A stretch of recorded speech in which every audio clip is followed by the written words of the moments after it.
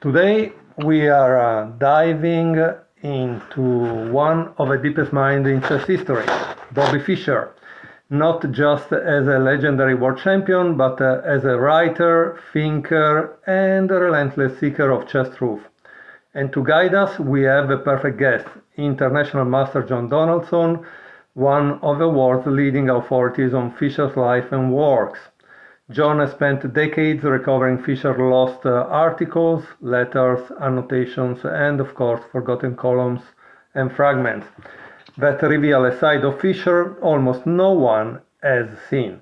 If you want to understand the mind behind the moves, the precision, the philosophy, the brilliance, the contradictions, there is simply no better person to talk to. This is going to be a journey into the hidden universe of Bobby Fischer writings, and of course, I cannot wait. Welcome, Mr. Donaldson. How are you today? Thank you very much, David. I'm doing very well, thank you. So, I read your latest book that is really great, and one of the questions I have is in relation to William Lombardy. Because in his book, My System, My Game, My Life, at page around 15 and also page 28, he wrote that I was Bobby's only chess teacher from that time, referring to Bobby when he was 12, and right through Reykjavik, is a fact. Some may not like hearing this surprising news, but I assume they will get over the shock. I don't know who taught the Byrne brothers, for example, but it was not Jack Collins. The Byrne brothers were tutored at the Manhattan Chess Club and other chess haunts around New York City. And here also he refers to a documentary.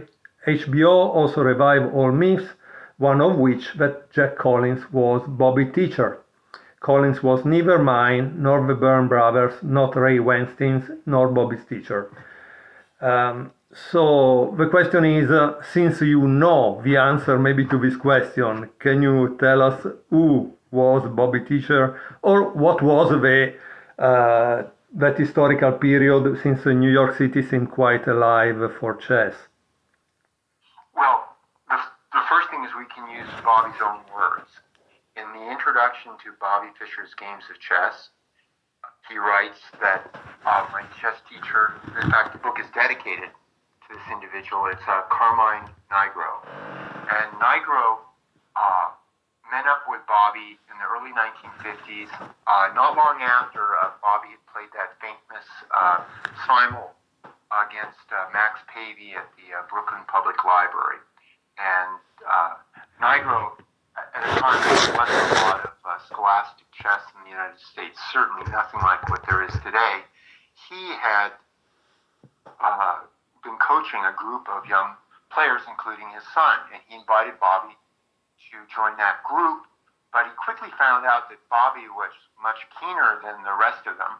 And so from the early 1950s till the spring of 1956, Nigro was Bobby's teacher. Besides what Bobby wrote in Bobby Fischer's Games of Chess, he also, one of his lawsuits against Time Warner in the about maybe mid-1970s, he was deposed, and the attorney for the defendant asked him a huge number of questions, and one of them was, who is your chess teacher? And he once again said Carmine Nigro. So I think for Bobby, that was clear that Nigro was his teacher, and Nigro used kind of an unconventional approach by today's standards, but an understandable one by the time. He wasn't a particularly strong player, Nigro, but he was like an expert during maybe low 2000s, and he'd come to the game relatively late, in his 20s after the Second World War, and he had taught himself by reading chess books. But there weren't very many chess books in those days, and many of them were written by Ruth and Fine. They weren't bad books at all. But, for example, one of the things that he had Bobby do was go through modern chess openings. This was a book that was not written by Fine, but he just went through it from beginning until till the end, and then he had him do it over again. And that doesn't seem like the ideal approach today when you have many much superior choices, but it stuck with Fischer. So much so that in Endgame, Frank Brady, when asking Fischer advice on how he should improve, got the same sort of suggestion from Fischer to just go through MCO from front to back. And I think Fischer's idea was that he would be exposed to a lot of games, or at least partial games, and he would be exposed to a lot of different types of positions because there's all different sorts of openings.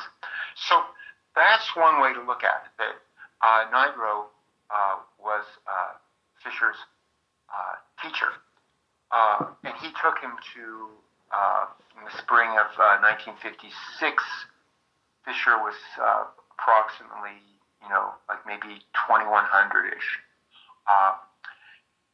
I say that because it's tough to trace his rating in the sense that the ratings were only issued once a year, unlike today, when you play in a tournament and it's rated within hours.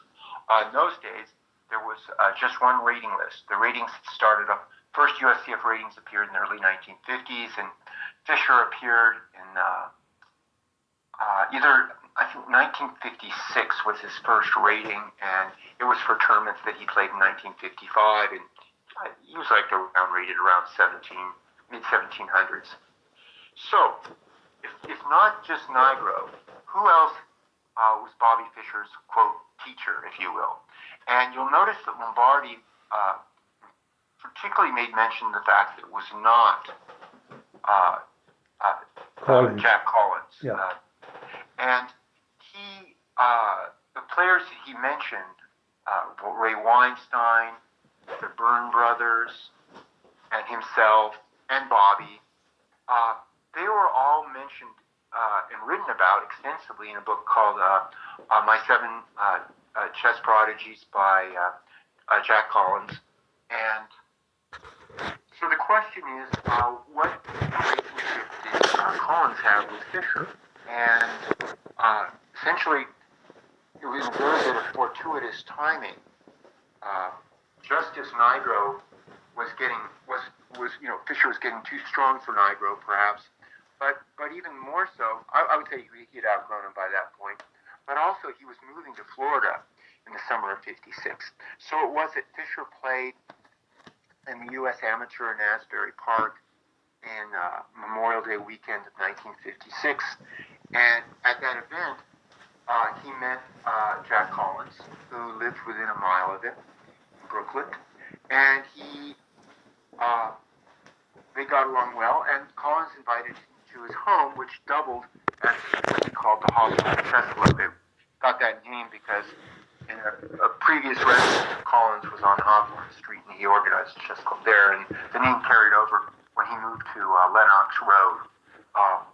So from the June of 1956 to the summer of 1958, for roughly 2 years, Fischer was a constant guest at Collins' home. And when I mean constant, I mean he literally spent just as much time there as he did in his own family home.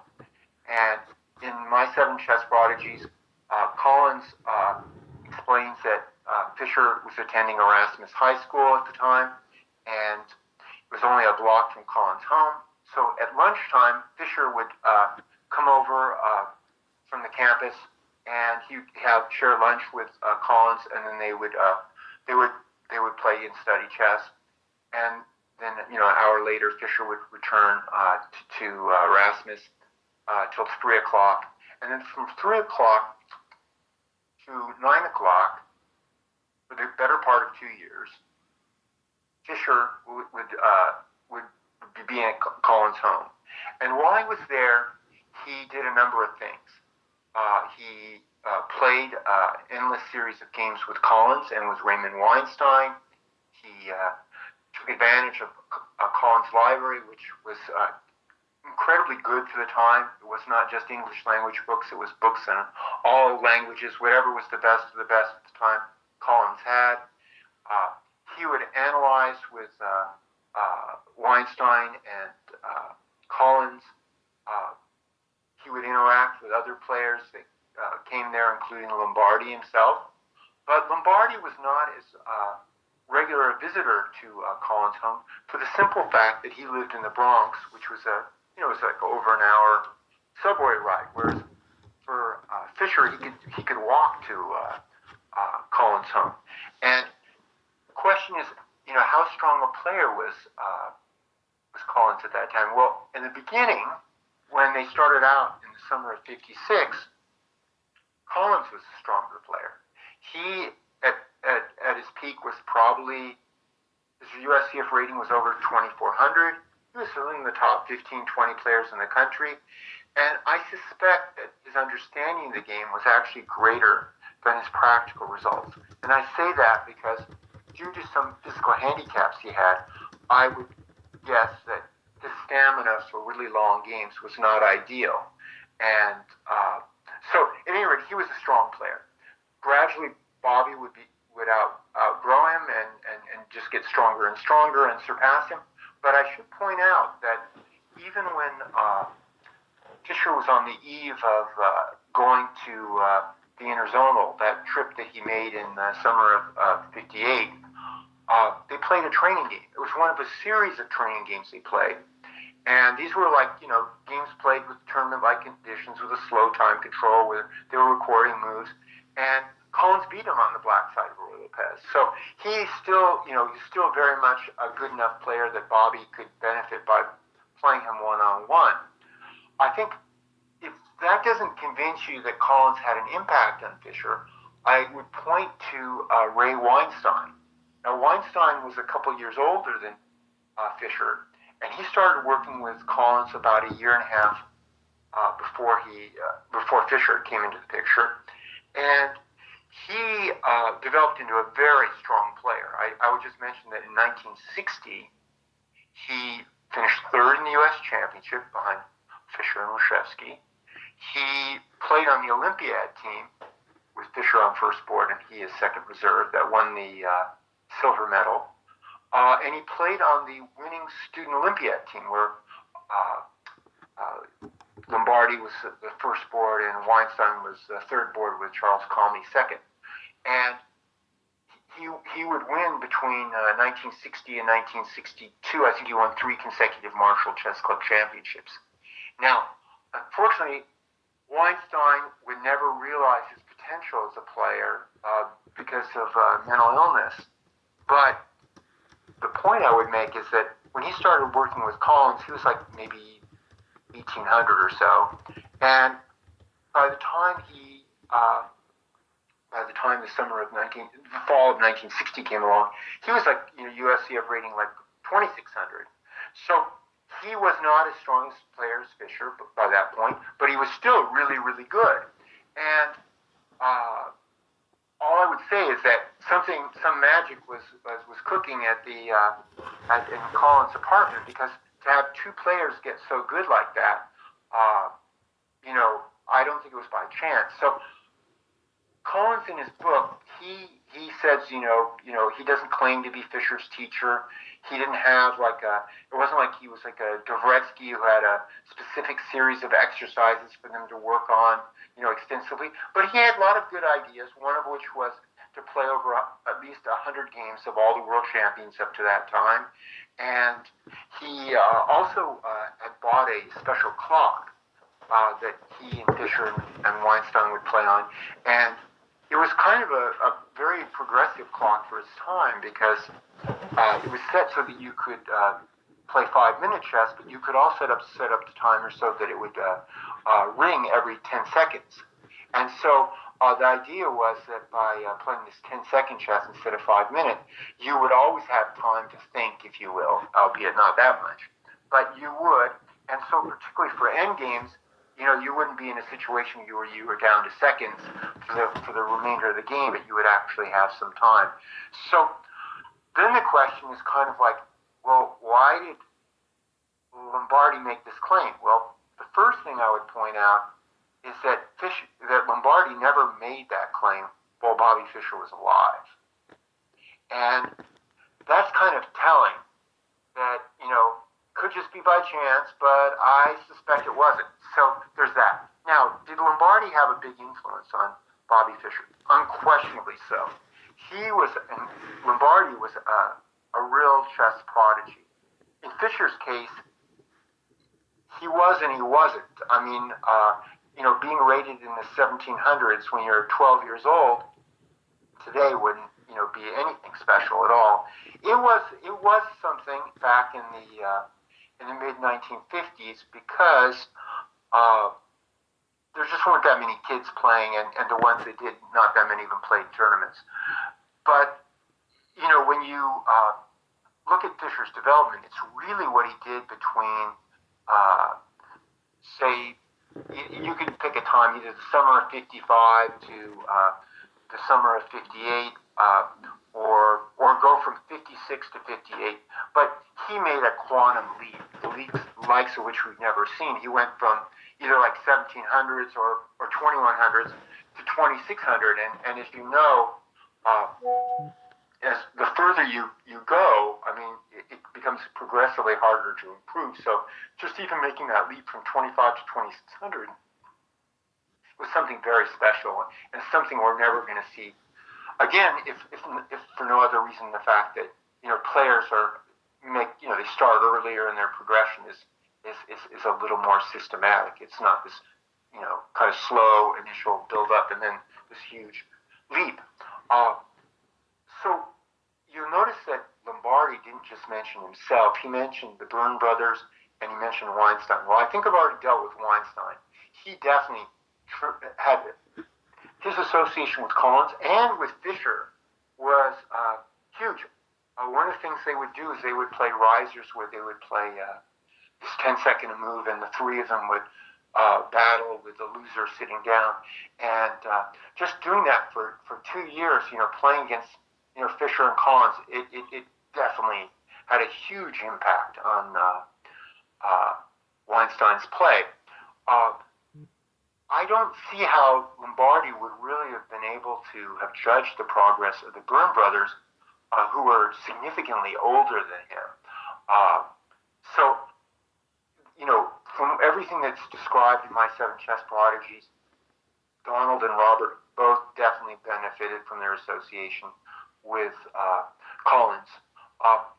It's interesting that I think all of the individuals that are featured in my Seven Chess Prodigies were clearly weaker players when they initially met Collins, with one exception, and that one exception is Lombardi. He was actually, by the time he was 14 years old, he was probably a stronger player than Collins. He was really, really talented, and you can see that. People often point to his victory, the 11-0 victory in the 1957 World Junior, as an example of just how strong a player he was. But certainly winning any event 11-0 is pretty impressive. But I would point out that none of the other players that played in that World Junior ever became a grandmaster. And there were a few, like Gerusel of Germany, who finished second in the event, who became an international master. But it was not a strong player. And it was a 12-player round robin. Cardoso from the Philippines played. He later became an IM. There were a couple that were pretty decent players, but all things considered, it really wasn't that impressive of a field.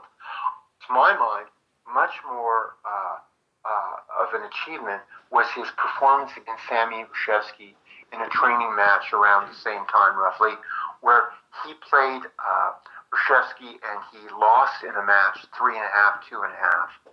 And if you consider that at that time, Reshevsky was, easily one of the half dozen best players in the world, if not one of the 2 or 3 best,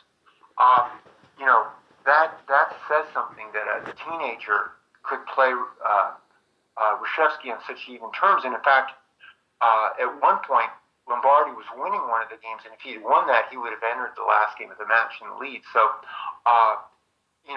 that was a tremendous result. Also playing in 1958 in the Chess Olympiad, he was bored too, but because there were a lot of religious holidays during the dates of the Olympiad, Reshevsky could only play about half the games. So, in effect, he shared first board duties. That is, Lombardi did, and he did remarkably well. He drew with Botvinnik with black, was the world champion. I mean, he just really, really made a huge impression on people. But Lombardi never quite realized his potential. And some people point out that he joined the priesthood and all the studies leading into that. And that makes it very understandable. But I would make an argument that also he never really surpassed some of the other players of the time, like Larry Evans, for example. He lost a match to him in the early 1960s.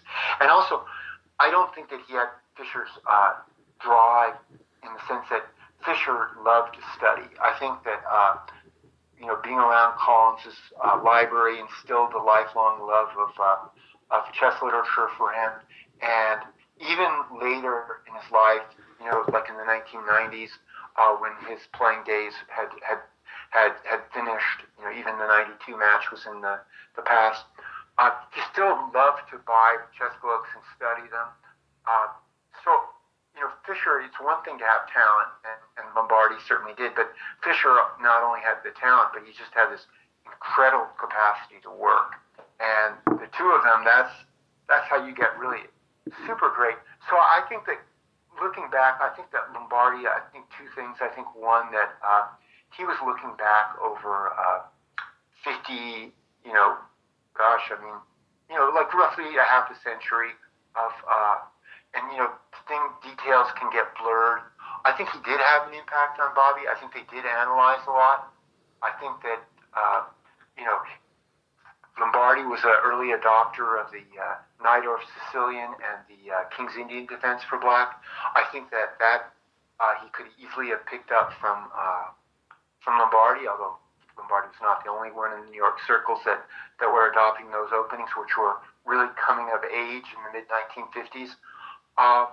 But I don't think you can say that Lombardi was Fischer's teacher, and especially you'll notice that quote that you made, that Lombardi claims he was Fischer's teacher up to Reykjavik, and to describe the relationship in the 1960s that he was Fischer's teacher, that's quite far off the mark. I don't think they had that much contact, to be clear. Their paths just did not interact that much. The person that really studied with Bobby throughout the 1960s, and that was the one person in the United States that you really could talk to about opening theory, was Bernard Zuckerman. And but Zuckerman wouldn't claim to be Fischer's teacher, but he's certainly somebody who spent a lot of time looking at chess with Bobby, particularly openings. So that I would say that Lombardi was not his teacher, but he definitely had a positive influence. But I would say that Collins deserves a huge amount of credit for, if not being Fischer's teacher, because I don't think by pure technical term he was, but he created the environment where Bobby could just essentially immerse himself in chess for the better part of like 6 hours a day for 2 years. And that's really when you have a young player and you want them to fully realize their potential. Those are the sort of conditions you want to set. And of course today, you can live anywhere in the world with modern technology and have access to that sort of environment. But in Bobby's day, he really had to live in New York City. He would go to the Marshall and the Manhattan once a week and play in the Rapids, and then the rest of the time he would play in Collins' Hawthorne Chess Club, and that was the nuts and bolts that allowed him to develop. So that's my answer for you. Thank you. If I may, however, I want to tell you one thing. It's true. Today we have chess base, and you can have a teacher in Turkey that is teaching you twice a week, and that's great. But what you pointed out to the fact that to have a community of real people around, people that you play face to face, especially when you are a kid, right? So the adrenaline of losing a game in front of someone, I think it's much different from just staying in front of a screen today, because Yeah, I would agree with you, and I would say also in that sort of environment, I think that just literally breathing in the air, you get stronger. You're around strong players; they're analyzing, they say things, and you're taking all this information in, and you're just sort of internally processing it. Yeah, that's the sort of environment you can make a quantum leap. yeah, yeah. So another question I wanted to ask you, which I didn't know the answer, and so I said, thank God that I have a chance to talk to you. Why the game of the century wasn't inside the 60 memorable games? That's a very good question, and I think the answer for that is that when Bobby Fischer wrote his first chess book, which was Bobby Fischer's Games of Chess, that game was included. That is the game of the century, albeit without notes, if I remember correctly. That was the first game that Fischer ever commented on for the general public. He wrote about it he did the annotations in Chess Life, and he did them with Jack Collins. I'm not sure. I think most of it was Fischer's analysis and words, but Collins probably helped him because at the time that was 1956, so Fischer was like 13 years old. So it's understandable that he might need some technical assistance here and there. But I think that's it. It appeared already, and you'll notice that none of the games also from that first U.S. Championship victory appear in 60 memorable games. I think Fischer just didn't want any overlap. Okay, thank you. And I wanted to ask you a question about your book, the one that you just released, Inside the Mind of Bobby Fischer, revisiting his writings and annotation. I saw that you included only one game against Cardoso from this long time This magazine, which published them all. Do you know if there are other books which have all those games? Because I saw that they are in Megabase, but maybe most of the average amateurs or the Fischer aficionados, they don't really want to buy a Megabase, right? They prefer to find it in a book, like the one you did. Yes, those games from that match, I would, I'm not 100% sure just off the top of my head, but I'm pretty certain that the match, of course, the match was covered in Chess Life and Chess Review, and I remember a photo of Cardoso and Fischer being in the Chess Review. So most of the games, if not, or some of the games, if not all of them, did appear in those two publications.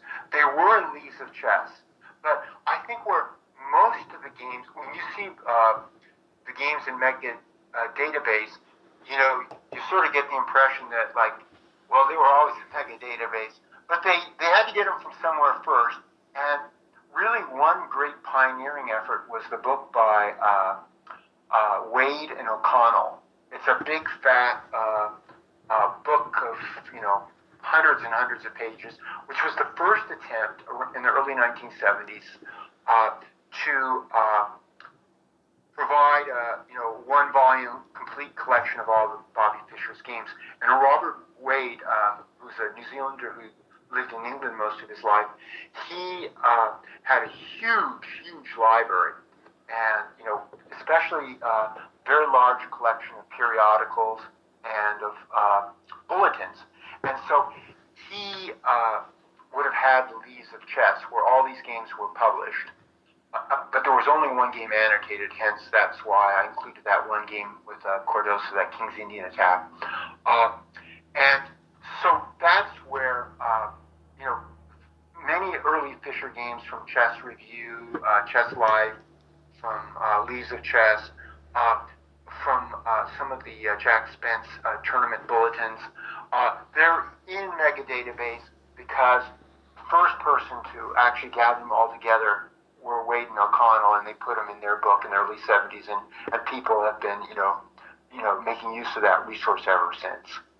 Okay, thank you. Another thing I would like you to clarify for me, because inside the mind of Bobby Fischer, I read that he didn't consider Alekhine a good champion.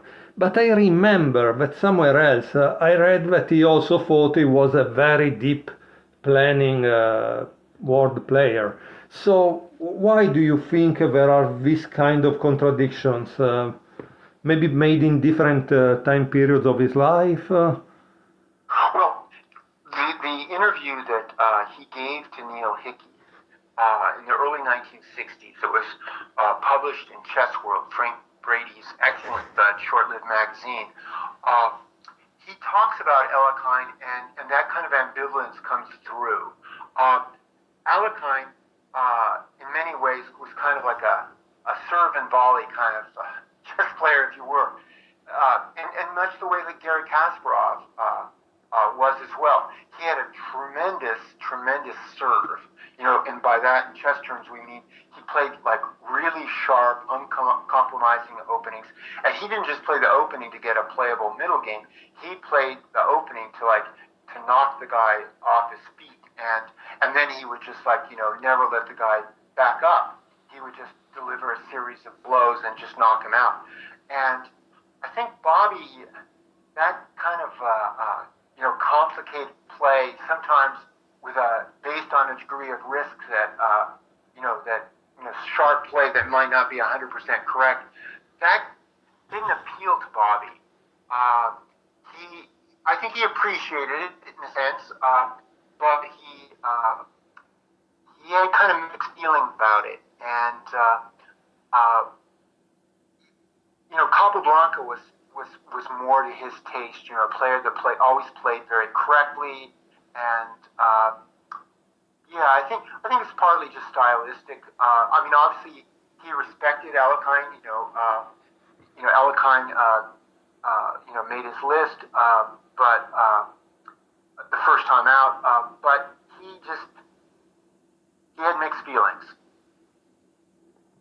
Okay, and now I would like to ask you some easier questions. Like, for example, if Hollywood came to you for a movie based only on Fischer unpublished notes and letters, like we see inside the mind of Bobby Fischer, your latest book, without the match with Spassky, what storyline do you think would emerge? Would Fischer be a hero, a rebel, a philosopher, a tragic poet? That's a very good question, and I would say that it's not necessarily based on his writings per se, but it's part of it. But one thing that's always stood out to me about Fischer's career is that looking at it at the end result, he became world champion. He won all those candidate matches with scores never attained before or since. It just seems like a triumphant march forward. And just like, unlike other world champions who defended their titles and eventually lost, it just seems like this, magic, that's never been matched before or since. But I think that kind of misses the point. And the point is that it's a miracle that Fischer became world champion. I don't mean that he wasn't strong enough to become world champion, but that there were so many things that had to go right for him to become world champion. And if one of them hadn't happened, he would never have made it. And it starts off early. His mother spent most of Bobby's very earliest years before he was 5 in the western part of the United States. Although he was born in Chicago, she was in Oregon, she was in Washington State, in Idaho. She was in Arizona before they moved to New York. All those places. If they hadn't moved to New York, in particular New York City, Fischer would never have had the chance to develop. In those days, back in the 1950s, if you didn't live in New York City, you would never have a chance to develop to your fullest extent as a chess player. And an example of that, I would point out, there was a player that was extremely promising in the early 1950s, and he's from Long Beach, California. His name was Larry Remlinger. He later became an international master, but when he was young, when he was like 12, 13 years old, he was considered to be a more promising prospect than Bobby. But even living in Los Angeles, which is a huge city, there just wasn't the chess level that there was in New York City, and he never came close to realizing sort of potential he would have if he had been in a more chess-friendly environment. You can even look at if Ed Edmondson hadn't been in the picture, it's very unlikely that Bobby would have ever gotten even to play in the interzonal, and then to have gone through all the candidates matches. Fischer was very, very sensitive, and he needed somebody to sort of run interference for him throughout his career. And then even in '72, in the summer of '72, if it hadn't been for Tony Sadie getting Fischer to go from Los Angeles to New York, and then from New York later to Reykjavik, that match would not have happened. And I should say one thing about Lombardi, he also played his role there, because probably the most important thing that Lombardi did as a second, and he was effectively Fischer's second for the first half of the match in Reykjavik, with Lubos Krvalik taking over the primary duties the second half. In that first half, Fischer was down 0-2. After he lost the forfeit in the second game, it would have been very easy for him to, he's very upset, to have walked away. But Lombardi calmed him down. He pointed out that there were a few examples in chess history of players coming back from losing the first two games and winning the match. And so he played his role as well.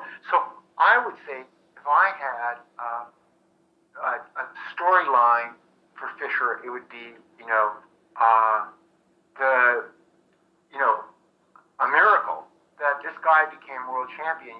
When you consider all the things that could have happened that had to turn out just right for him to eventually play a match for the title and to win, it's remarkable that he did win the title, even though he was clearly the strongest player.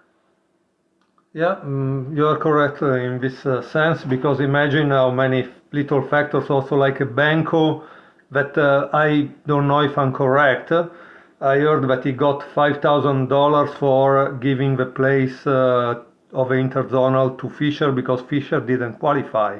Is that correct? Yeah, well, yes, Fischer had stopped playing in the U.S. Championships. The 1970 interzonal in Palma, he would have had to have played in the previous U.S. Championship. He would have had to finish in the top three. Obviously, he would have if he had played. But by that point, Fischer had sort of outgrown the U.S. Championship, and also he didn't like the format of it. It was only 12 players. It was 11 rounds, and he always felt that if you lost a game or two, you would have a hard time showing your superiority. And so he wanted the U.S. Championship to be like 22 rounds, like the USSR Championship or the Yugoslav Championship. But those were countries where there was a state support for chess, and it just would have been totally impractical. Most American players were amateurs. They could play during the Christmas holidays. There's no way they could take a whole month off to play in a U.S. Championship.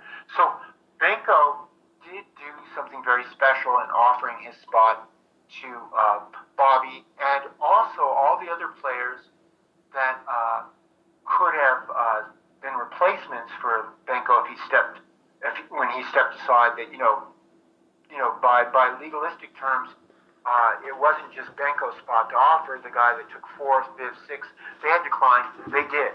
But it was Benko that really offered something of substance because he was going to play. Now, as far as his speed goes, what I've heard from, what I remember reading from Benko is that he was, he did show up in Palma, and he did serve as the second for Reshevsky and for William Addison, an American international master who placed very well in the previous U.S. Championship. So he served as the second for those two players, and he received $2,000. And that's the same, people said he got money for dropping out, but he said he would have gotten the same amount of money if he had served as the second for these two players. You might think that, well, for give Bobby the chance. But Benko was like the best player in the world, or one of the very best analysts. And in those days, when they had adjournments, you wanted somebody like Benko to be around to analyze your adjourned game. So it was not a hardship for Reshevsky and Addison to have him as a second. But Benko definitely played a critical role. He was probably the only person that stayed friends with Fischer consistently from 1958 when they met in the interzonal to around that time, candidates maybe 59, to Fischer's death. Even Gligerich and Fischer broke up in the late 1990s. So, Benko definitely, had a special role in Bobby's life, and he was always very supportive. And he without him, he did many good things for Bobby. And one of the things that is interesting, since you have obviously read and collected and researched all these writings for your new book, Inside the Mind of Bobby Fischer, do you think in all of the Fischer writing, is there one position or game he obsessed over almost irrationally, something he analyzed far beyond what was necessary, and why did it fascinate him? Well, I would say that it was probably his game with Botvinnik from the Varna Olympiad in '62.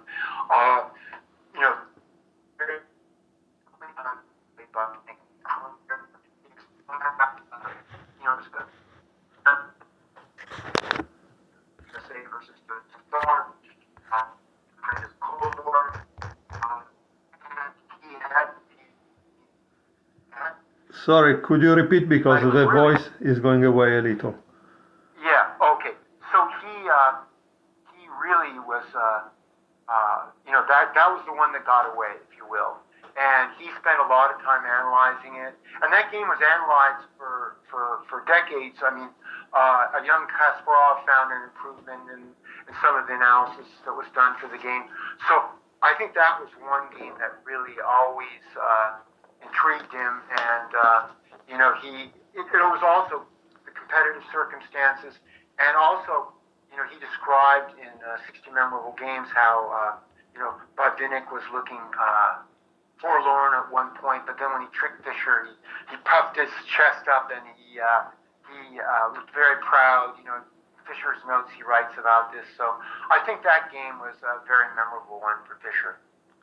Yeah. Also, however, Botvinnik, I think he lied a little because after we came to know that night Botvinnik was not alone and there were something like 4 or 5 former or future world champions that were helping, and Averbach was helping from Moscow.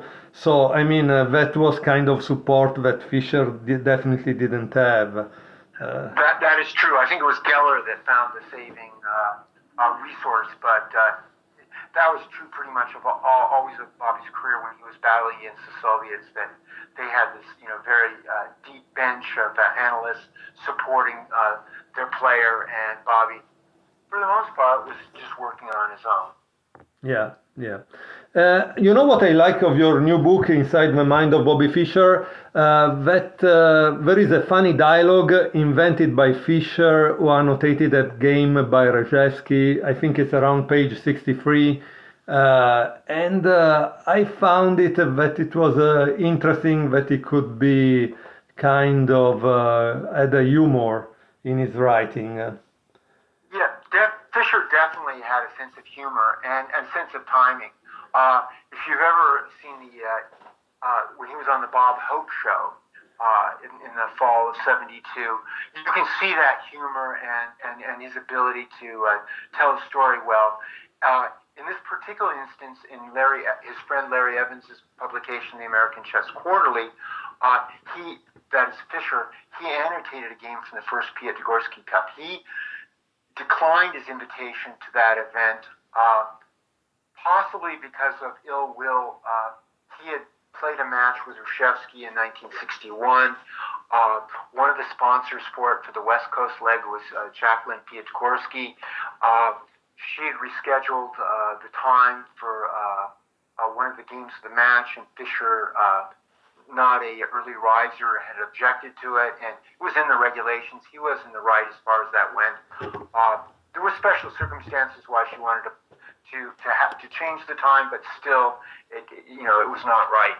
At any rate, she organized the first Piotkorsky Cup, and Fischer was invited, but he declined. And so he played several open tournaments at that time in Bay City, Michigan, and in New York State. And his involvement with the first Piotkorsky was confined to annotating a game from that event. And the game he chose was played between Paul Keres and Sammy Reshevsky. And Reshevsky won it. It was a very, very nice game. But it was a Roy Lopez, I should say.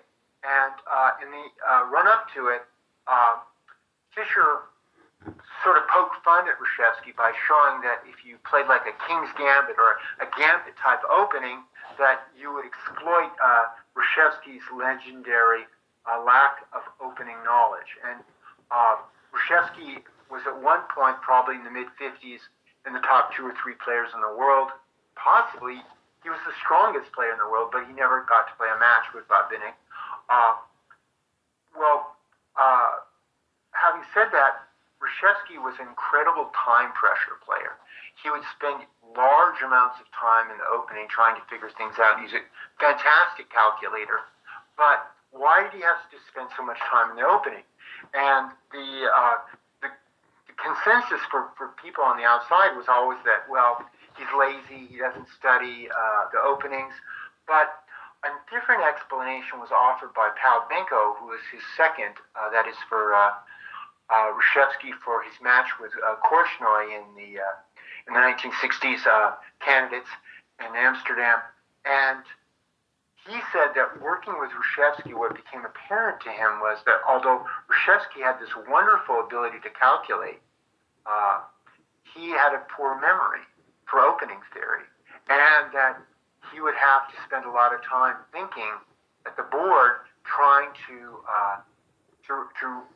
regurgitate it, if you will.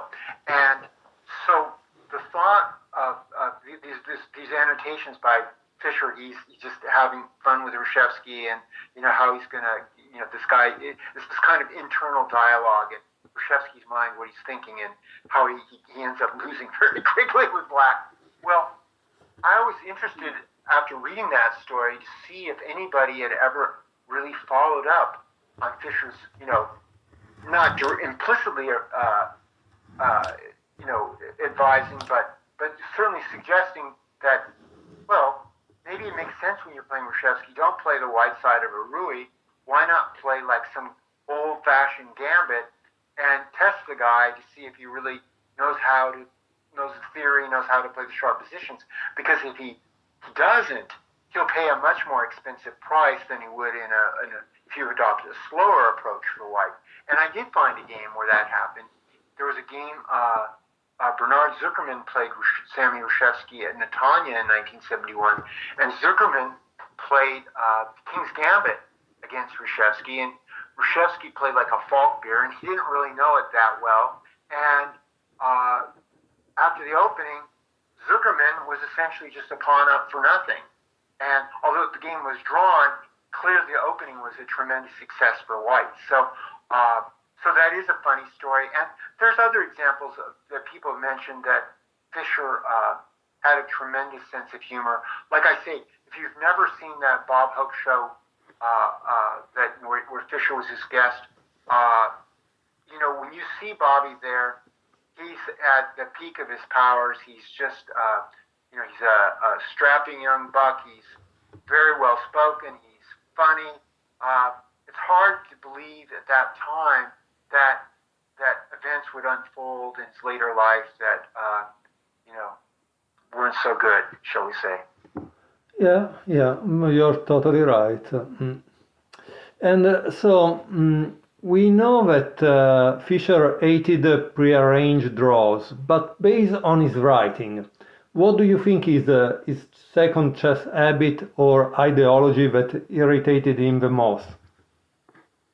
Well, I think that as chess continued to develop, he did hate prearranged draws. Another thing he didn't like was in the candidates matches and world championship matches, it was very common amongst the Soviet players, and this carried through even throughout the Kasparov-Karpov matches, that after a player would lose a game, they would immediately call it a sick timeout, and they would say they were ill and they couldn't play the next game. And that was a common mechanism to sort of regain your equilibrium. And you lose one day, you don't play the next day, you get it out of your system. Well, that you think of other sports like basketball or football. I mean, granted they're team sports, but still the idea is that there's a schedule. You stick to the schedule. It's just, there's spectators involved. If somebody makes a trip specially to come to see a game, there should be a game played that day. And so Fischer, when he played his candidates matches in 1971, he never took any timeouts, and that included, even though he really probably should have in the match with Petrosian. After in the early part of the match, he had the player would have time out, but he thought, well, play, I should sit. And so you can add to your list the fact that he didn't believe in timeouts. He didn't believe in quick draws, as you mentioned. I would say another thing that he for adjournments, he usually liked to do his own work. He didn't like others to help him. But gradually over time, he kind of changed his stance on that. I mean, for example, Kovalik mentions working with him during the 72 match, and Lombardi also has told stories about some of the adjournment analysis he did with Bobby in the first half of the match. But that's just kind of accepting the reality of the situation.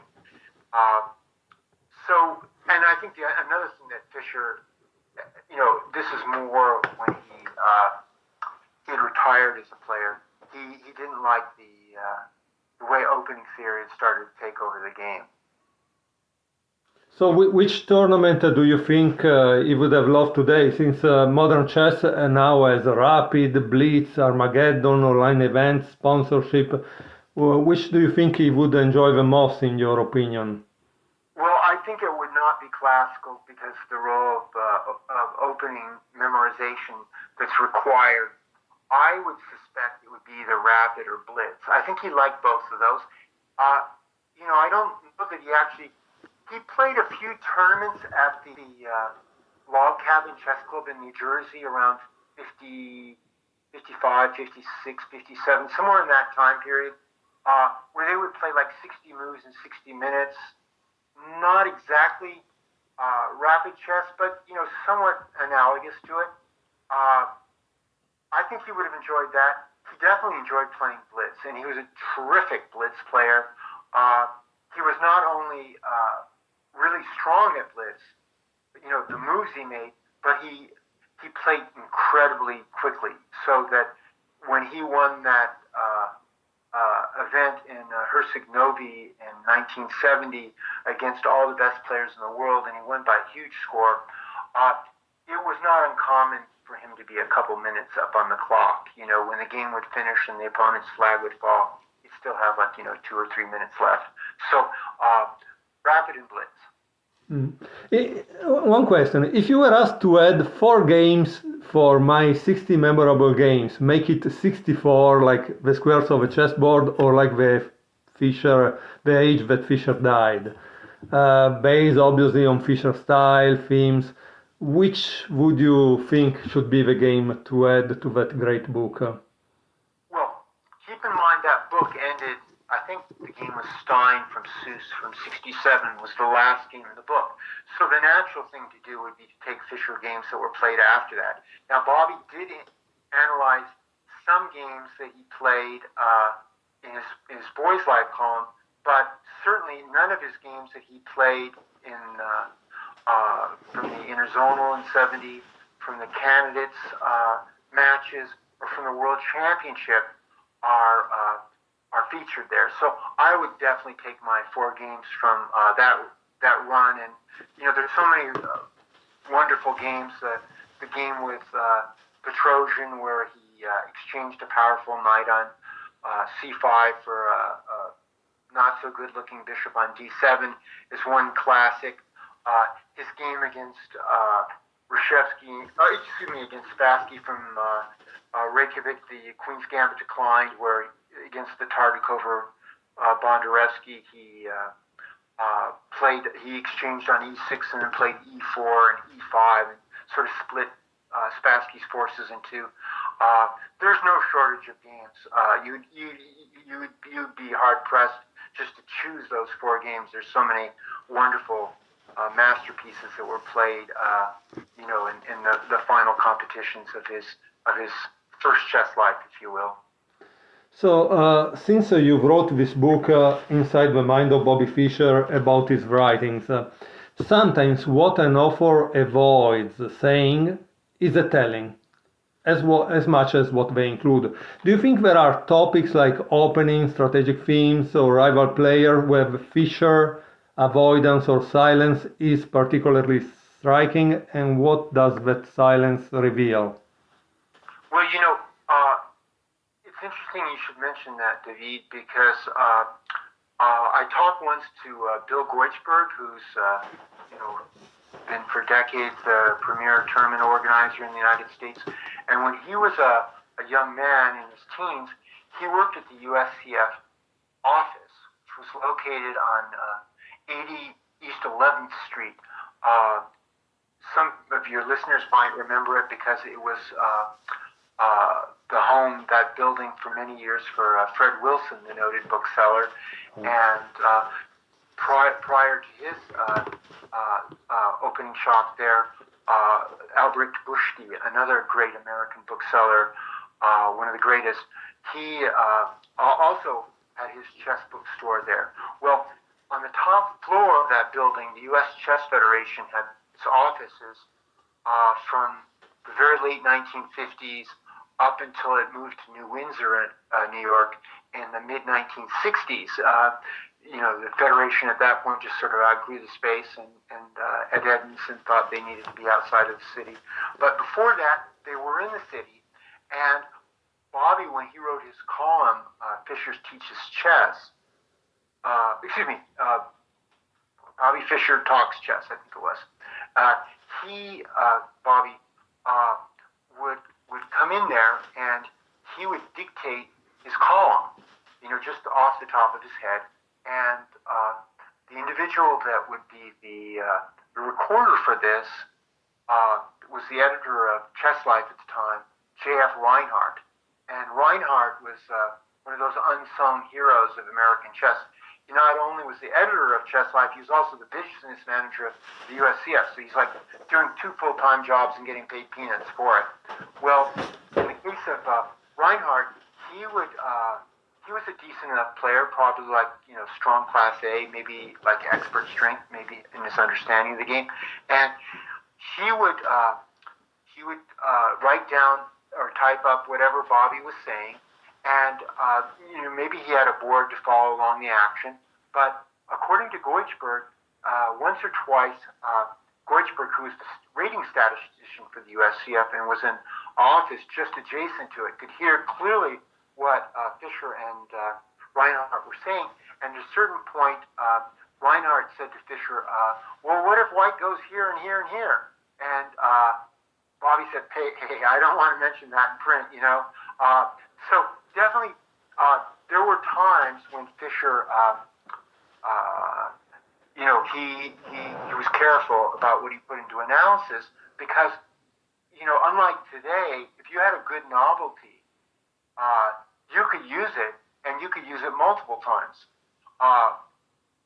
These days, if somebody comes up with a strong opening innovation, within hours, if not minutes, it's like known around the world, and you'll get one chance to use it, and even if you come up with it, you may not get an opportunity to use it because somebody will jump the gun and have found it independently of you. But in those days when people didn't have access to computers, and you had to use your own gray matter to come up with strong innovations, it was a different world. So I think in Fischer's case, he was always very sensitive to what he wrote, that it would somehow, he didn't want to aid and abet the enemy, being the Soviet players, and so he not only was careful in what opening analysis he presented, but he also, in his annotations, he was careful in the way that he worded things. He sort of self-censored himself because he didn't want them to get any insights into the way how he thought about certain positions. Okay, thank you. You have analyzed more Fischer writing than perhaps anyone else alive. What single annotation, paragraph, or sentence capture his genius more perfectly than any famous game ever could, and why? Well, the quote that Fischer said, I'm sort of paraphrasing here, but he said, if you want to get good at chess, you have to love the game. And I think that's, no truer words have been said. And the reason for that is very simple. You can get a young player who's very talented, but if they don't love the game, they're really not going to make real progress. And you'll see sometimes that there'll be a promising young player, and they'll have a good chess teacher, and that teacher will work with them. But really, the job of a chess teacher is not only to impart knowledge, of course, and to make sure that their pupil is on the right track, but it's also to basically instill a love of the game in their student so that their student will want to work on their own. Because at the end of the day, nobody becomes a really world-class player without being willing to really work hard on their game by themselves. There's just no substitute for that. And so I think that Fischer's words are quite true. Thank you.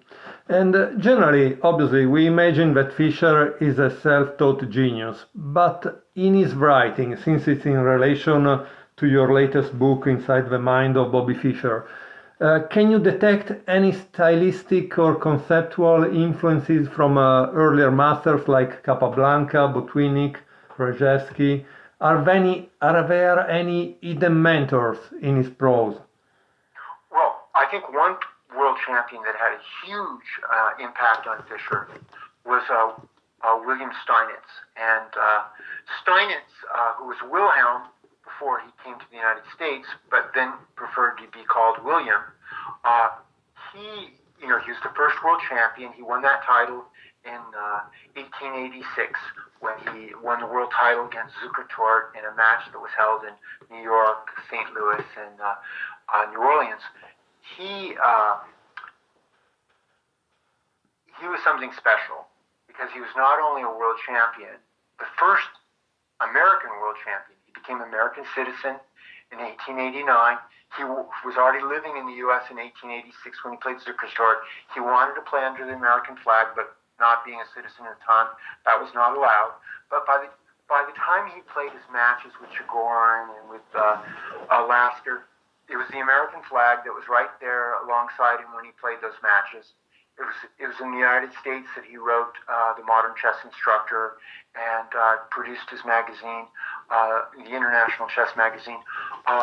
He really loved the United States, and Fischer became he really knew a lot about Steinitz. He knew about Steinitz from books. He had gone through the series on Steinitz by Bachmann that was in the Library of Collins. And he also knew about him from people that had known Steinitz. Hermann Helms, who was the chess editor of the Brooklyn Daily Eagle. He was the dean of American chess. He was active into his early 90s. He published the American Chess Bulletin for 60-odd years. He knew Steinitz in the last years of Steinitz's life. And there's another fellow, Harold Phillips, who was still around when Bobby was starting out, that also knew Steinitz. So Steinitz, Fischer could have heard and did directly from these individuals about what sort of person Steinitz was like, and Fischer just was really a real admirer here of his, and you can see that in his adoption of, for example, 9 knight h3 in the two knights defense, 5 d3 and Roy Lopez. Those are two of the more successful ones. There was a line in the Petrov that was an old Steinitz favorite that Fischer wasn't. He tried it, but with not such great results. But Steinitz definitely had a major impact, and I think his writings,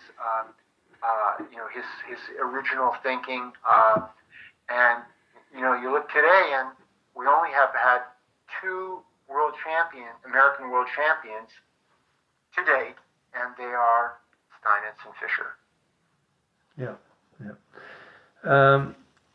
But if I remember well, maybe from your book, it seems that Collins had the collection of 4 volumes on Steinitz with over 600 games, and Fischer read them all, right? That's my understanding, yes, and I believe that to be the case.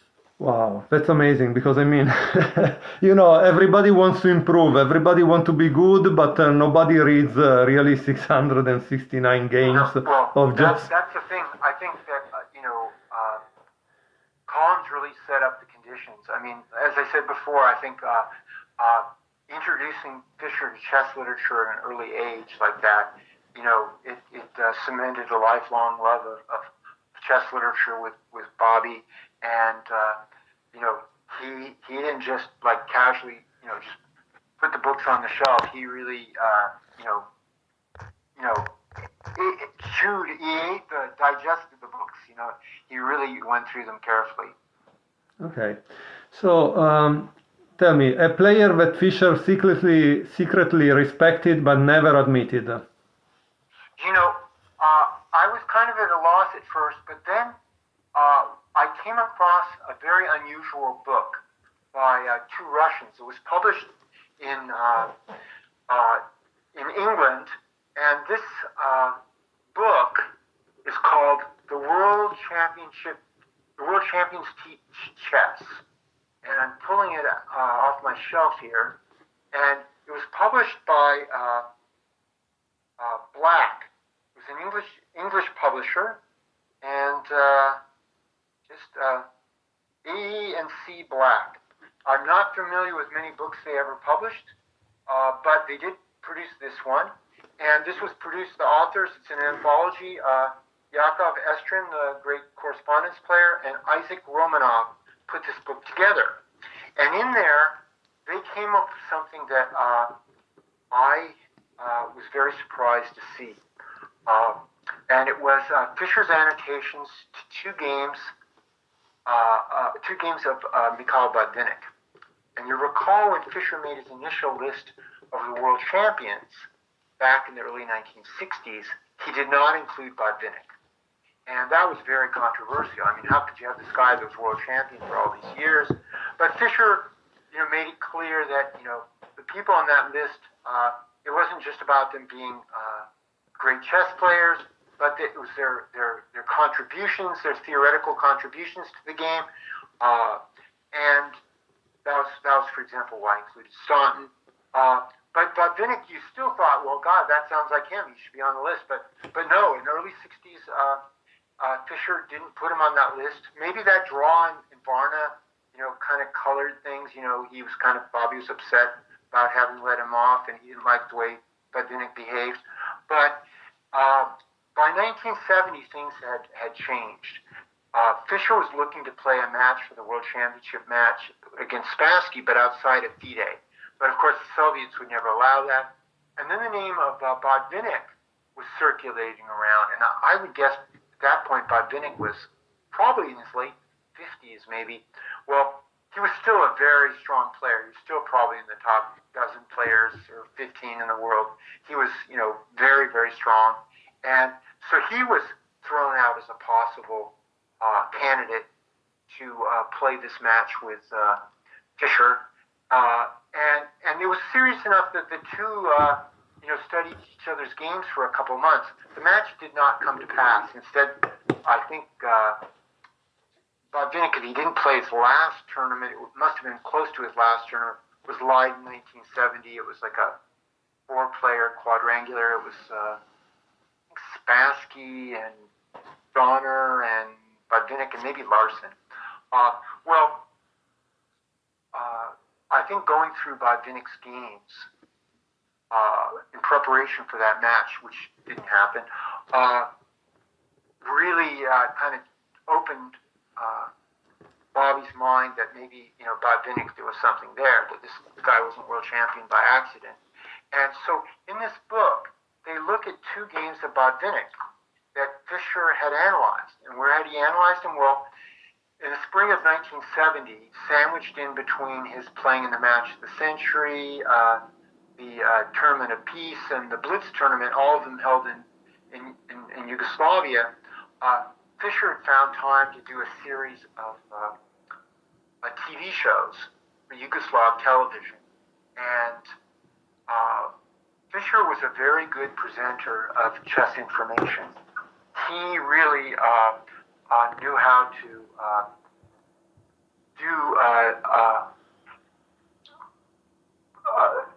exhibitions and talks to the public in such a way that really strong players would find it interesting, but also more casual players would also not be lost. He really had that ability to reach to a wide audience.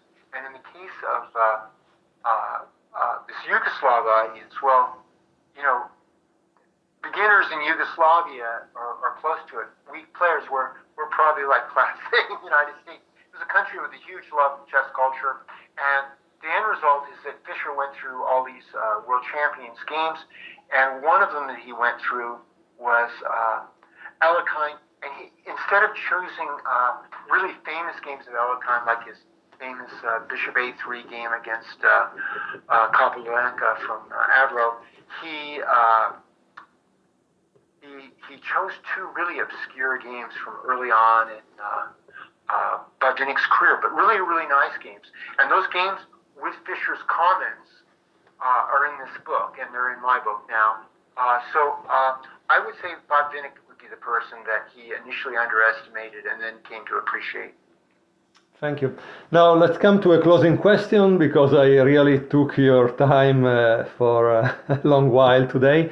So after everything you have discovered, thousands of pages on Fischer words, his letters, annotations, correction, frustration, if Bobby Fischer was now sitting across from you right now, and you could ask him one question about his life, his chess, or his writing, what would you ask him and why? That's a tough one. But I think one thing that I would have liked to ask him is everybody knows that Fischer was one of his lasting legacies was his mastery of the King's Indian attack. He would play these setups with white, where he would get a pawn on e5, this wedge, and get a space advantage on the king side, and then he would execute these amazing attacks. And you could look at like his game with Miag Marsurin from the Sus Interzonal, his game with Oscar Pano, his game with Uri Geller. There's a number of famous Fischer wins on the white side of the King's Indian attack. Well, it was in his game with Miag Marsurin. Excuse me, my Mongolian pronunciations are not good. Yeah. What made that game really remarkable is that the normal chess convention is that you play on the side of the board where you have more space and where you're stronger, and you don't move your pawns on the other side of the board. You leave them alone, and the thought is that by advancing those pawns on the queen side, you make it possible for your opponent to accelerate counterplay on that wing. So that's always the common convention. But, of course, rules have exceptions, and the great ones know when to break them. And in the game with the Mongolian at the Sus Interzonal, Bobby, while preparing his standard King's Indian attack, pushed his queenside pawn one square to a3. And this was like heresy at the time. But he explained, one of his famous quotes was, "You have to give something to get something." That, when you're playing against good players, you can't just expect to always just get what you want. That sometimes you have to give them a little something, but then you have to have correctly evaluated that what you offered is more than compensated by what you're getting. And so the question I would have with Bobby is that this game was played in 1967 with the Mongolian. But 4 years earlier, in Bay City, Michigan, in one of the last open tournaments that Fischer would play in his life, he played against Arthur Bisgeier. And he was black, and the game started off with d4, and Fischer played his typical King's Indian defense. But Bisgeier played kind of a passive setup, so that the game actually developed into a King's Indian attack in reverse, if you will. And Fischer got that wedge with a pawn on e4. And at a certain point, as black, he played a6. Just like the game with Miat Masurin, he made this little pawn push over on the queen side. So my question would be for Bobby is when did he start to fully appreciate that, you had to make this one prophylactic move on the queen side before you went all in on the king side? And so that game with Bisgeier, it's kind of one of Fischer's underrated games. It's kind of under the radar because it wasn't played in a really famous tournament, and it wasn't played against a world champion. But that game from '63, it's an important game, and so I would really have loved to ask Bobby where he, what was the evolution of his thinking on positions of that type. So, John, thank you very much for your time. If I can, I would like to ask you, if one day you have time again, I would like to talk about Silman's Chess Odyssey, because I really like that book. I really like Silman as a writer. Unfortunately, I didn't have a chance to know him, but I know that you are a good friend. You were a good friend, so maybe I hope you one day will have time and tell me more about Silman and his book. For the moment, I just want to thank you for your time and this great interview. Well, thank you very much, David. I would love to be back, and Jeremy was a very dear friend, and it's a great book. Most of Jeremy's books, with exception of the biography on Benko, are instructional books. And this one is also an instructional book, but it's also probably his most personal work, that is Chess Odyssey. And he never wrote a collection of his best games. This sort of stands in a little bit of that, but it also it's much more, and I would love to discuss it with you someday. Thank you. Thank you very much. Have a good day. Okay, you too. Bye-bye. Bye.